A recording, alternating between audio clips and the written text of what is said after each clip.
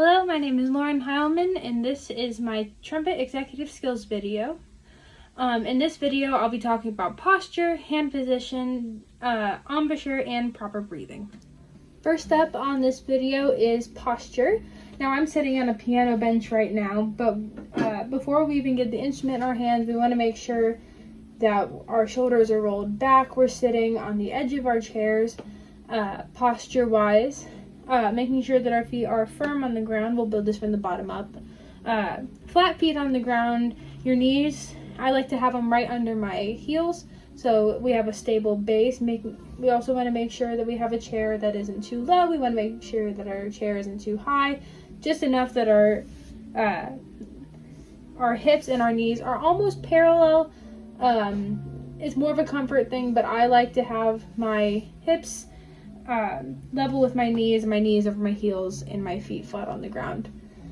We also want to make sure that our ribs are out of our stomach, making sure that our lungs have plenty of room to expand and decompress, making sure that we can take a big, full, deep breath, making sure that our shoulders relax. We don't want to breathe, we want to have calm and relaxed shoulders, making sure that we're loose. We don't want to be tense, because if we're tense, we can hear that in our music and our playing. We also want to make sure that our chin isn't down too low when we play. We also want to make sure that our chin is not too high when we're playing. I like to make an L with my hand and put my index finger on my chin, just below it, and right about where your t-shirt collar ends. That's where I like to keep my thumb, making sure that when I am playing trumpet, I like to have my throat open, because if your airways in your throat are open, it's easier to get to your lungs, compared to if your chin is down, then you're collapsing that airstream. It's important that we are all relaxed, like I said, so it doesn't sound tense in our playing.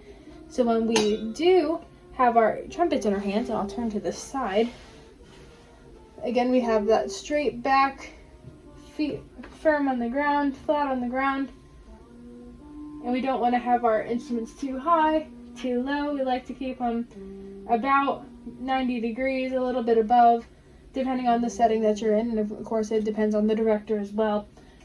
But for concert settings, I like to be about parallel 90 degrees. We don't want our elbows in, we don't want our elbows too far out. We want them a good 90 triangle, I should say. We want to have mirroring sides with our shoulders relaxed and calm.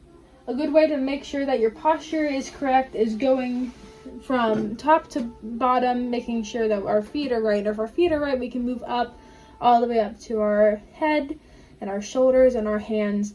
We want to make sure that's correct. Another way that you can make sure that this is beneficial for your playing is looking in a mirror, turning your chair to the side, and evaluating yourself. Is my back straight? Are my shoulders relaxed? Do I have a strong position holding my instrument? All of these contribute to really good playing. It's a great way to start.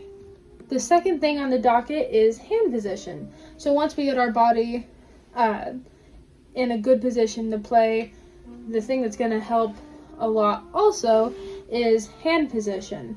So I have smaller hands, and that does help for some instruments, but for brass it can be a little bit more difficult. But we can start with the left hand. I like to have my trumpet has a valve right here, valve slide mover. So if you have one of those, keep in mind. If you don't, you can just have it on your on the base of your valves right here. But for the size of my hands, I have my pinky in my ring right here. My thumb is right here on the casing, and I have my other 3 fingers. I tuck them over in this area, and I'll flip it so you can see on the other side. I have it this way. My left thumb operates this moving piece, and my left pinky's here. If you have bigger fingers, it's okay to make accommodations. I know some trumpet players that do have bigger hands, and they have to move around just to make sure that they have a good grip on it, that they're not going to drop it, and that, of course, it's comfortable for them. But I do not have very big fingers. I just have small hands, so it's easier for me to find a comfortable spot. Now, if we move on to our right hand, this is the hand that's going to be operating all of the fingerings, all the valves on our trumpet. We'll start with our pinkies, like I did on the other one. This right here is a pinky ring for you. Some people say that it is a good idea for people not to always use it. I kind of think it just depends on the passage. If it's a quicker passage, it's known that your ring finger and your pinky finger like to move together, or in most cases they do. So if you're playing a slower passage, or if you're just putting your instrument up, it's good to have your pinky here. But like I said, it just depends on the case. If you do keep it, if you don't keep it, that one is up to, I would just consult your director on that, or your teacher. I like to keep mine in the pinky ring, so I'll go ahead and do that. Now if we skip forward to our thumb, I like to tuck it, I like to do two things actually. I can either tuck it between the first and second valve, just out of the way since my left thumb is on this trigger, or I do switch sometimes to the trigger, not very often, but I just tuck it so it's out of the way here. And the next spots are very easy. Your pointer finger is on the first valve, your middle finger is on the second valve, and your ring finger is on the third valve. Hand with the very tips of your fingers on top for quicker passages. We don't want to play with straight fingers because that is very difficult, and you're going to want to play with the area that you're not supposed to play with. Your knuckles. Do not play with your knuckles. It's bad practice. So if you practice at the beginning or taught at the beginning to play with your knuckles or not with the tips of your fingers, it's hard to get back into the correct hand position. So just make sure that it is a good habit to have those on top. Something that I was taught when I was younger playing the trumpet was think about holding a tennis ball or a ball around that size, making sure that you have a good C, looks about the size of a tennis ball, making sure that we keep our fingers right on top of those valves for quick passages. So when you put those together, making sure that both your pinkies are in a ring, your thumb is, if you have the trigger, on the trigger, and the other one tucked, and your middle three fingers on your left hand are around in this area between tubing, and the tips of your pointer, middle, and ring finger on the right hand are on top of the valves. So the next portion of this video is over the embouchure. The embouchure is where your lips meet the mouthpiece, and how that looks. So on every brass instrument except for French horn, you're going to want your mouthpiece to sit on this cushy part right here, not too far left, not too far right, but 50-50 splitting each lip on the mouthpiece. So what that means is the upper part of your mouthpiece is going to be on your upper lip, and the lower part of your mouthpiece is going to be on your lower lip. Seems a bit self-explanatory, but it's actually very technical, because if you're too high, your pitches are gonna be off. If you're too low, your pitches are gonna be off. It's gonna be hard to tune and harder to hit certain notes in different ranges. So I like to have, when I play trumpet, I like to have it right in the middle. I do have bigger lips. If you have smaller lips, your mouthpiece might hit up here off the pink part. If you have bigger lips than I do, it'll still be on that pink part, just making sure that it is in this area when you have your lips on your mouthpiece. You can tell when people are done playing where they rest their mouthpiece, because they have a circle. It's also good to look in a mirror at this, finding really good reference photos, referring to this video if you'd like. But the mirror is one of your best friends with a lot of playing things technical. Like I said, with posture, you can look in the mirror. It's the same with embouchure, just making sure that you're lining up. I'll show you both sides. Looks pretty symmetrical. Something I also look at is I have 2 little ridges, so you can line it up. And once you have that, you can vibrate your lips and make a noise.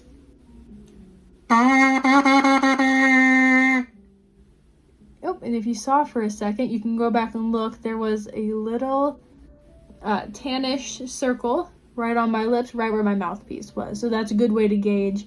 Is it in the middle? Does it look symmetrical? Is it 50-50? Is it close? Something I would keep in mind, though, is though we like to have it 50-50 on lips, everybody's different with different lips, different mouthpiece preferences, and what best works with your tone. So it's one of those things that you can move around, making sure that it is best set up for you. The final section of this video discusses proper breathing. Now, like I said, with posture, you want to make sure that you're not breathing with your shoulders. I'm often very tense, so I really have to actively think of keeping my shoulders down. Like I said, you can hear it in your sound. Making sure that your back is straight so your lungs can fully expand. So the reason we like our lungs to fully expand is it helps with a fuller sound. Something my director said a lot was, think of filling a bathtub. You have this full bathtub and you're draining and draining and draining, and you leave about 1 inch at the bottom. So next it stays there, and then the next time you have a bath, you fill it, and it's never really going to be as clean as the last time you took a bath because it was fully clean water. But this time you have 1 inch of water. So you drain that tub, and you again leave 1 inch of water. So that's even dirtier than last time. So when we breathe, we want to make sure that we breathe completely, making sure our shoulders are down. And pushing all of our air all the way out. It's gonna hurt sometimes, but you want to make sure that all of the air is out of your lungs so you can take a full supportive breath, full lungs expanding out this way along your shoulders, and also from front to back. So from your stomach to your back, you do expand a little bit. You can feel it in your back. If you put your hands, one hand on your back and one hand on your stomach, you can feel both sides expand if you take a deep breath, making sure that your posture is correct, your shoulders are down, you're relaxed, and don't tense up your neck. A lot of early players and older players had to fix this. Was if you breathe in your chest, you want to breathe out of your stomach.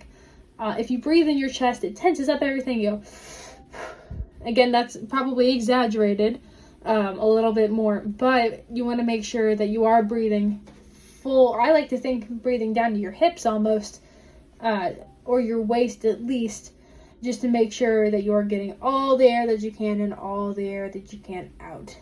That helps with supportive tone, good posture, and if you practice posture outside of playing, it translates really well. So I can demonstrate poor air support and good air support. So I'm going to play this on the trumpet's F. The first one is going to be poor air support, and the second one is going to be good air support.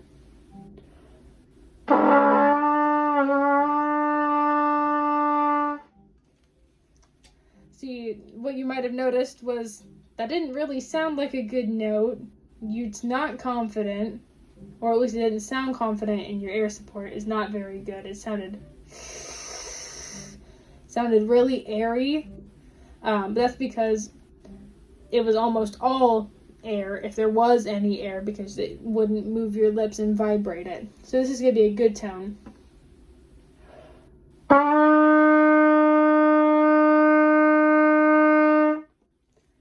Not only was that louder, but it had good tone, and I was relaxed, making sure that I'm pointing my air out, out, out, kind of like if you put a piece of paper in front of you and you want to blow the paper away.